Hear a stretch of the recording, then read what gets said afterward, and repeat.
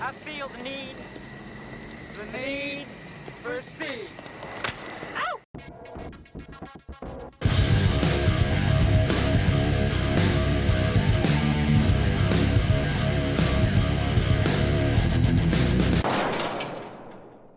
Hey guys, welcome back to Can't Set a Corner, and first off, just like to say a big thank you to everybody who hit on the last video. I think at the time of filming this new one, it's by far and away the most successful video I've had on the channel, and yeah, it's really nice actually to having so many people sort of click on a video that you've put a lot of effort into. Yeah, so just huge thanks to anybody, and if I think a lot of new people have got on board, basically to follow along, and yeah, just welcome. I hope you get some out of it, and yeah, let's get straight into today's video then.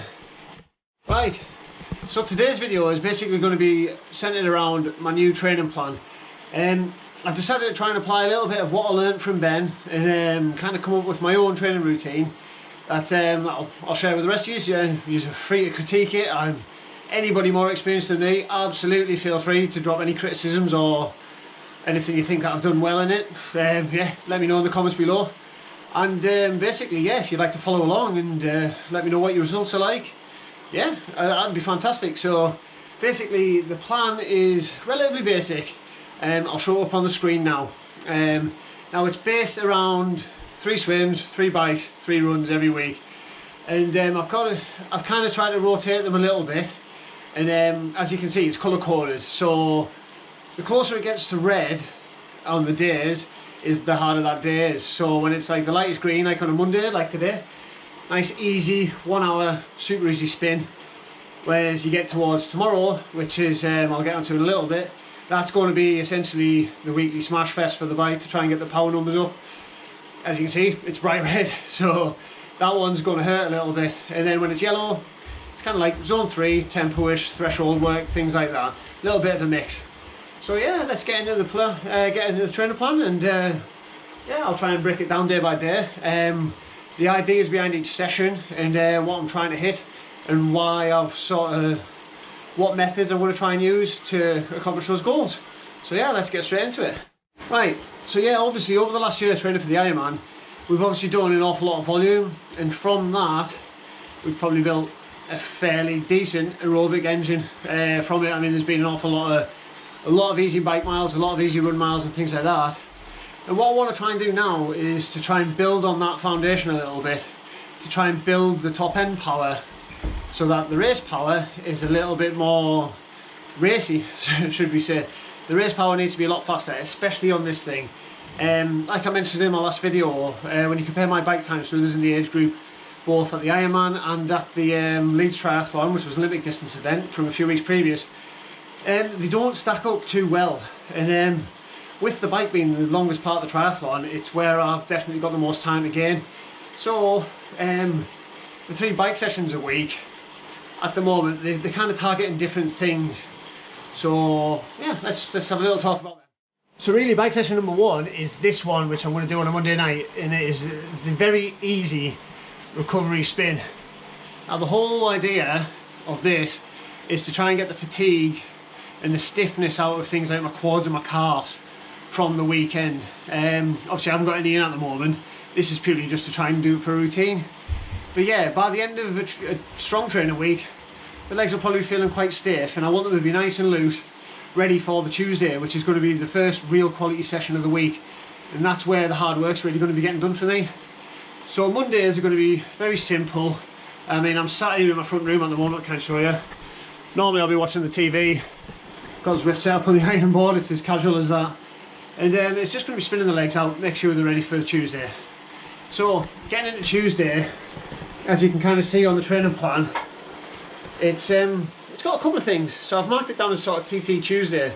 So what I want to be doing is doing the hard work, sort of high effort, time trial efforts, things like that. Really trying to push either, but it's going to rotate week from week. So some weeks it might be short intervals, all out efforts and things like that, trying to really push that top end. Other weeks it might be 25, 40k time trial, sort of holding as strong a time trial effort as I can. I'd love to try and get and do some of these outside. I know locally there's croft race circuits nearby, They host a weekly 10-mile event, which I think is on a Wednesday, so I might have to swap some of these around a little bit. If not, I'll be getting into Zwift, in the Time Trial Tuesday Club, and really that'll be a good opportunity to just smash myself, but have a bit of entertainment and competition against other people, see how I stack up. And because you'll be going on probably similar courses most weeks, I should hopefully over time see those times improve, and that'll let me know whatever I'm doing is either working or it's not working. Now tomorrow for the Tuesday bike, the session's actually going to be the 20-minute FTP test. Before I can kind of set any power zones and things that I want to train at for zone 4 or 5 for lifting the top end, or for sweet spot and things like that later on in the plan, I need to know where my FTP's at so I can kind of set those power zones. Now basically, I've done the ramp test before, and for me, I personally think the ramp test overestimates what your FTP actually is. I've had numbers off the ramp test that I can't hold for 10 minutes and things like that, whereas the 20-minute test tends to be a bit closer, I think. So, and it's a little bit more specific to what I do. I mean, eventually what I want to be able to do is hold a good power for a longer time. So if I can't do it for 20 minutes in an FTP test, then well, I'm snooking basically. So yeah, hopefully we'll get into the FTP test tomorrow, and we'll see where we're at. I think currently my FTP is around about 200, just over 200ish or something, I think. Can't remember off the top of my head. But I will confirm that on the screen before we do the test tomorrow. And yeah, and then we'll see what the result is tomorrow. Hopefully it's north of what we already did a few months back. And it should be, because I did a hell of a lot of work to get to the Ironman, and I should have gained a lot of bike fitness from it. So we'll see what the crack is there. And yeah, and then we'll get on with the rest of the week. So this won't be the same every week, so there won't be every week doing a TT or every week doing an FTP test, obviously. Other weeks I'm going to look at doing something like, I'll pick some good strong workouts from the FTP builder, or I mean the Zwift Academy Tri sessions. They're designed by Dan Plews, and they're really good. I did the Zwift Academy Tri sessions last year, trying to get a spot on the, obviously get my name in the raffle for the Tri team, and I really enjoyed them actually. I mean, they're really hard work, a lot of them, but they're really entertaining. There's a good variation of stuff in between them, and actually felt like I improved quite a bit doing them. So yeah, definitely. I mean, if you haven't tried them, try out the Zwift Academy Tri ones. I mean, they are really cool sessions to do if you've got Zwift. And yeah, basically, so that'll be a little bit flexible. I've got to build flexibility into the plan so I can stick to this long term, because really, if I'm going to get burnt out, it's not going to be consistent, and if I'm taking too much time away from my family, it's not going to be consistent either. So consistency is 100% the key. So the whole point of this plan is so that I can be flexible with it. I can change sessions as I need, I can pick up and drop sessions as I need, and yeah, hopefully it should fit a decent work-life balance. And yeah, just let me know how you feel about it as well. I mean, you might disagree if you try it for a week or two, but yeah, just let me know. Now, speaking of work-life balance, that brings me on to Wednesday. You'll see Wednesday is bright green. It's basically, Wednesday is an optional rest day. Now, Wednesdays are quite difficult for me. I think I've mentioned a few times before on the channel that one of the side effects that I've got from all my treatments and that for the brain tumour is a bit of fatigue. I work Monday, Tuesday, Wednesday, and normally by the end of Wednesday I'm pretty mentally wiped. I don't really feel like training much, and it is a bit of a slog. And if I haven't eaten well on the Thursday while I'm at work, I'm not really fueled for it either, so sometimes it's better to just put your feet up and just chill out. But even on a rest day, I think I'll try and get out, do a little bit of running, half hour, 40 minutes, something like that. I really enjoy running. It's a really good way to clear my head as well if I've had a bit of a stressful day. And yeah, hopefully, especially when the weather's nice, if it picks up again, which it should do, it'll be a great way just to end the work day basically. So the optional day there is, and if I feel really bright one day, I mean, it's there, I can always chuck another session in if I feel like I've missed one that day.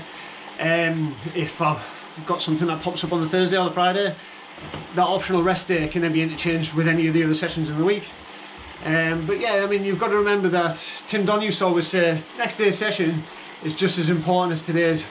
So what you don't want to do is wreck yourself so that you arrive at the next training session and you can't do it properly, because you're just not going to get the best out of it. So having this floating rest day in there, which we'll have to take it on a Wednesday, but we can swap and change it as we need, should give us a bit of flexibility, so help the plan work into a normal working life. Now swinging at Thursday, now that's a bit of a yellow day, that one.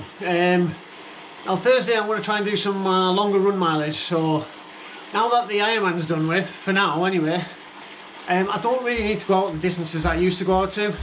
But at the same time, towards the end of the year, one of the goals I still do want to hit is that sub 3 hour marathon. So I don't want to back off the run volume massively. I want to keep you getting out and doing probably at least 20k, somewhere like that. 12, 15, 20k at the bare minimum. Maybe out to 25 as things like Outlaw starts to come up, Outlaw Half. And then go out to 25, 30k before the marathon in York in October. So that is going to be subject to a little bit of change. But within this run, so the majority of it's going to be out the sort of like our regular zone 2, around about 5 minutes a k. But then within these runs, so say I went out and did one for 90 minutes, I'd want to do a couple of 10-minute intervals at way above my race pace, so around about 4 minutes a kilometre, getting down below 3 hour marathon pace.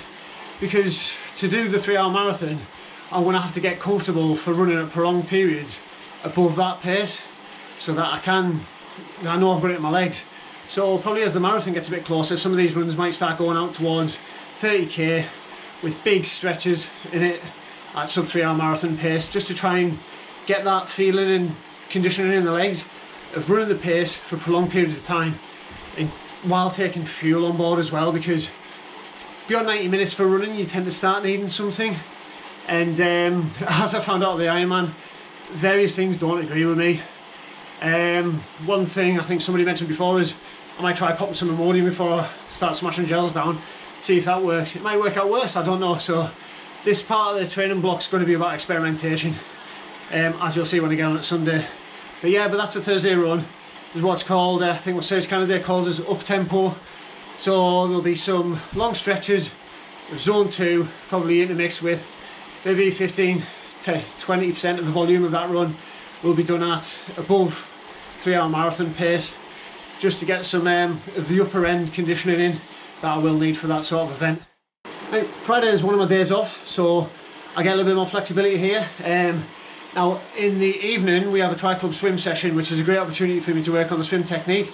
So there's a technique swim put in there, that'll be about an hour. We've got some really good swim coaches in the tri-club, so to not take advantage of that would be just stupid, frankly. So I can add swims in during the week as and when I can book them in, because I can't book out a slot every week because it's first come first serve basically. So for this Friday evening one, I can pencil that in every week, know where I'm going to be, and go and get some really good technique work done in the pool. So that one will be staying in there.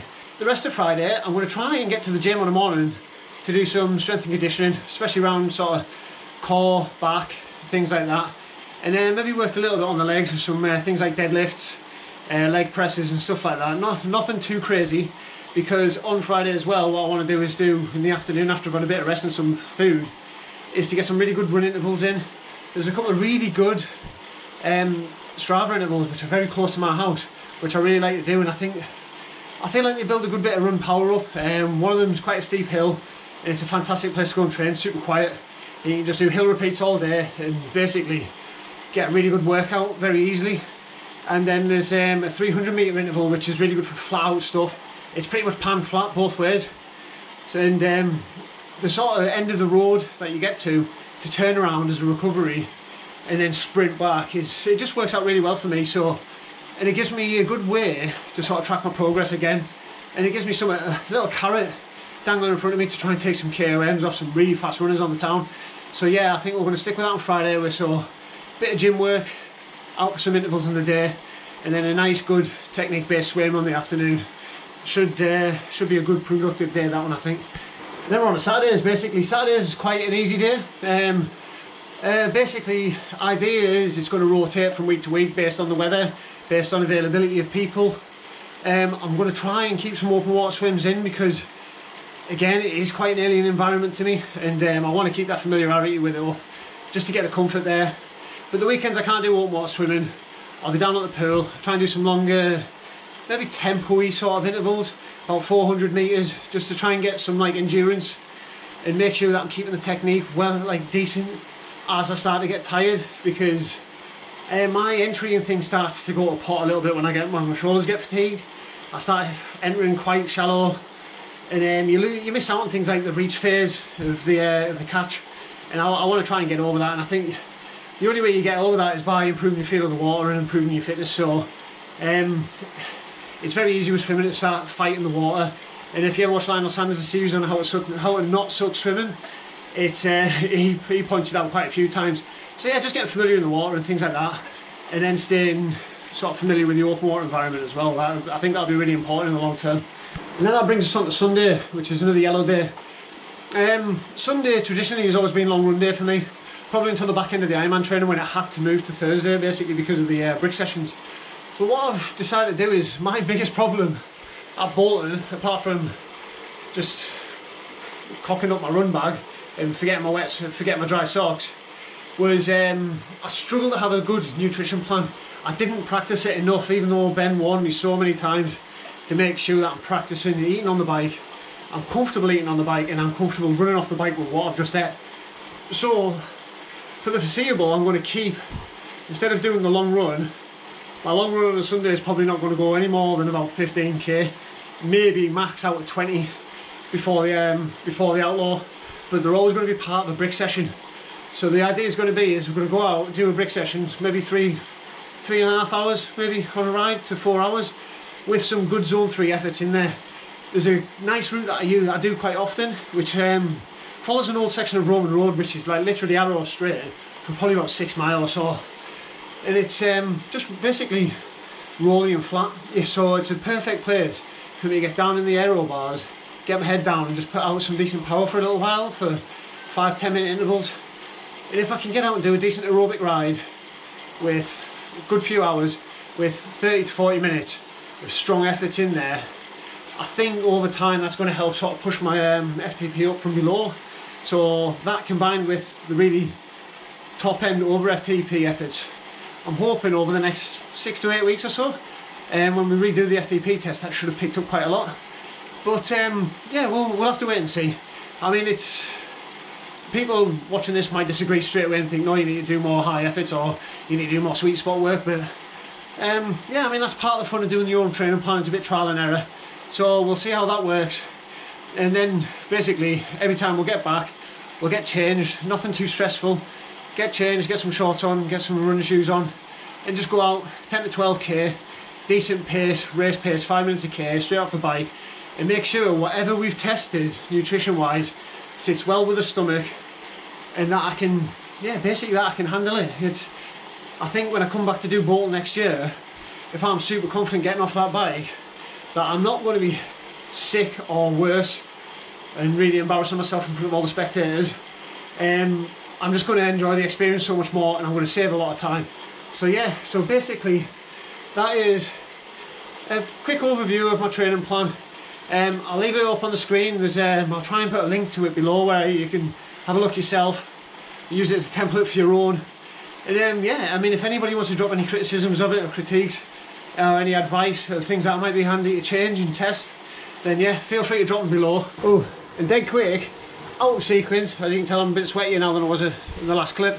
One thing that I'm putting into the plan, which Ben put in, and I'm leaving that in there, is yoga. Now I'm going to try and do yoga a couple of times a week, because basically I'm kind of sort of attributing that to the reason that I used to go from quite injury prone with my legs, my hips and my back, to actually not picking up an injury in, or like through overuse like that, in probably a good year. And I would probably put that largely down to improving my flexibility with yoga.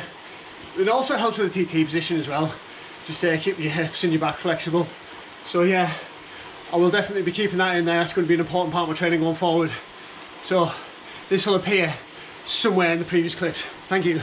And yeah, and if you try it yourself and you like it, just let me know. I mean, I'm all for getting involved in some conversation below. And yeah, and if you want to see how the Ironman at Bolton went, you haven't already seen it, I'll try and drop a link on the screen at the end. And thank you very much for watching, and yeah, I'll see you next time with a little bit of feedback from the early training sessions. So I'll see you then. Thank you very much.